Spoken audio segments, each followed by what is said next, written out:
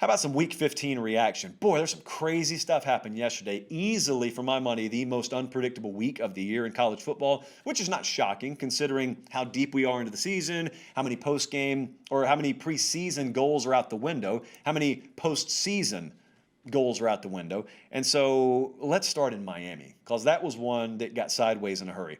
North Carolina, 62-26. This was a legal hate crime that happened right there on national TV. Could not believe what I was watching. Now, it was just a couple of weeks back, I think it was around Thanksgiving week, that North Carolina played Notre Dame. And Notre Dame really limited North Carolina on the ground, which led me to speculate about this game. I wonder if Miami can do the same thing Notre Dame did. You know, really bottle up that Tar Heels run game and force them to throw the ball to win. I wonder if they could do that. Now, there was a little subplot here. Those of you who are familiar with Mack Brown's career, you probably noticed that, oh, he's playing one of his former assistants this week. Like I think we mentioned it in passing last week. Manny Diaz, once upon a time, was the defensive coordinator for Mack Brown at Texas. Manny Diaz, currently the Miami head coach. Mack Brown, currently the North Carolina head coach. Well, there was a Brigham Young game, and BYU, tough to say that Y, ran for like half a mile against Texas. Couldn't stop him. Could not stop molasses in December, Manny Diaz that day. And so Mack Brown fires him. And a lot of you probably forgot about that. Well, Mack Brown didn't forget about it. He did not. And so they go in this game yesterday, and they run for 554 total yards, which set all kinds of records. You want a padlock stat? Possibly the padlock stat of the year was hung by North Carolina on Miami's forehead yesterday. 554 rushing yards. They averaged per carry 10.1 yards. They averaged a first down every time they ran the football. For the entirety of the football game, they averaged a first down. They put up 778 total yards. Some of you could not do that on Xbox if I gave you 10 tries. So number one, no, there's nothing to say about Miami at this point. Like they had two big chances this year, and they got run out of the building both times. Once against Clemson, even more emphatically against North Carolina. But as much as I don't really think there's anything to say about Miami, I think a lot of folks initially dismissed how well Notre Dame handled this offense, this North Carolina offense when they played. And I told you, I thought it was an impressive win. And I'm glad this happened yesterday because now you sort of get to reframe that Notre Dame performance and say, that defense did what to North Carolina?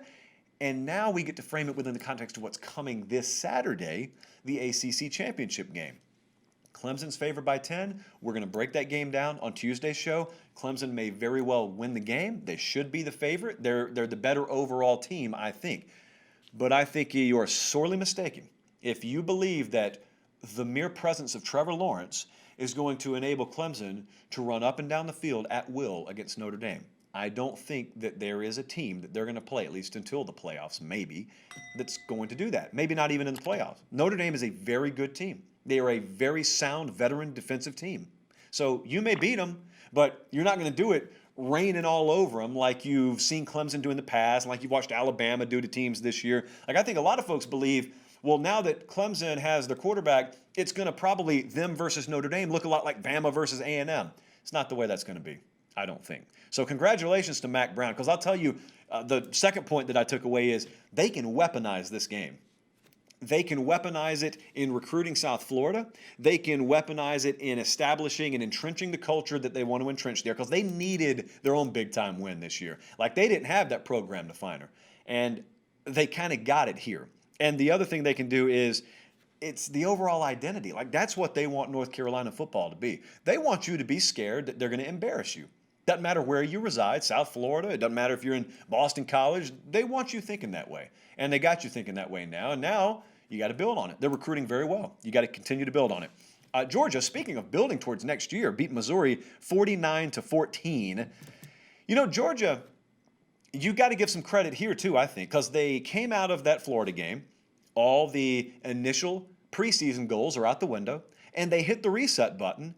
And now they're probably playing stronger football at the end of the year than anyone expected them to. Defense held Missouri to 200 total yards yesterday. And I told you, so North Carolina averaged 10.1 yards per rush against Miami. Missouri averaged 1 yard per rush against Georgia. Pretty good Saturday. Offense threw and ran for nearly 300 yards apiece. So Georgia's offense looks really good right now. And as far as I'm concerned, you look at JT Daniels' day. So I think he had 18.7 yards per completion. That'll get it done most times. That's kind of a padlock stat in and of itself. The potential for 2021 with this team is obvious. And I don't think 2021 is something you have to wait until the spring to start establishing and instilling. 2020 taught us never to assume spring to begin with. But if JT Daniels is back, and we expect him to be back, and you look at what the potential is here now, you start to realize why they're playing the way they're playing. Like, they have convinced their locker room, they convinced their organization, Kirby Smart really being the they have convinced guys up there, your 2021 season has started now. Okay, if you want to be in a position this time next year that Florida or Alabama are in, we got to start it now. And I think that's what they've done. And it's a lot easier to say that than it is to do it. Because when you're in a pandemic year and you think you're a national championship contender and you're out of it midway through the year, it's really easy to pack it in. A lot of other teams have done that. Georgia hadn't done that. So hats off to Kirby Smart for getting that done. Alabama skull drug Arkansas 52-3. Now, it may not look like it. In fact, it doesn't look like it at all. And if you didn't watch this game, what I'm about to tell you will shock you. Alabama struggled a little bit early. Yeah, I told you. It's going to shock you. If you're into live betting, which I peruse from time to time, you could have gotten Alabama minus 18.5 at one point in the live wagering section of your preferred sports book. Now, we were on Arkansas plus 32. That didn't pan out, obviously, but bought me some of Alabama minus 18.5. Hope to hit a middle there. As it turns out, I just bailed out the original wager. Did you watch any of this game? Most of you probably didn't. So you would think that if they win a game 52-3, then it must have been another one of those Mac Jones bombing away, Devontae Smith. Let's see how many touchdowns he scored. Alabama didn't have a receiving touchdown in this whole game. 0. Mac Jones got his numbers here. 24-29 for 208 yards, 0 touchdowns. Devontae Smith, 3 catches for 22 yards, 0 touchdowns. No receiving touchdowns. Tell you what they did have. They had 6 on the ground, and they had Devontae Smith returning a punt for a touchdown. And that's how they did it. And it was what it was. I mean, this is kind of like a machine that shows up every week, and it's programmed. Doesn't even appear to be made of humans, but just parts at this point. And whereas they show up and they methodically dissect an opponent, you had the alternative on display in Gainesville, and that's why you continue to get the results from Alabama, and it's why a lot of other programs can't seem to duplicate it week over week. It's just a different wiring. Having said that, something we don't talk about a whole lot on the show, Heisman odds shifted faster than an election after this game and then the subsequent Florida game last night. Right now, I'm looking at several sports books right before we went on the air. The pretty widely held consensus is that Mac Jones is now the favorite to win the Heisman Trophy, sitting at around minus 200 or 2-1. You know who's number 2? Devontae Smith. Alabama currently has the number 1 and number 2 odds-on favorites to win the Heisman Trophy. Now, we have openly stumped and will continue to stump for Devontae Smith on this show. We believe he's the best player in college football, and he should win this trophy. And right now, Mac Jones, listen, having a great season, but Devontae Smith is the best player I've seen this year, and I think he should win the award. For the record, you may wonder who's next in line. Well, Kyle Trask is at plus 350, so Smith's plus 250. Trask is plus 350. He was the favorite going into yesterday. Trevor Lawrence is plus 1,000. So Trevor, significant ground to make up in one game to do it in.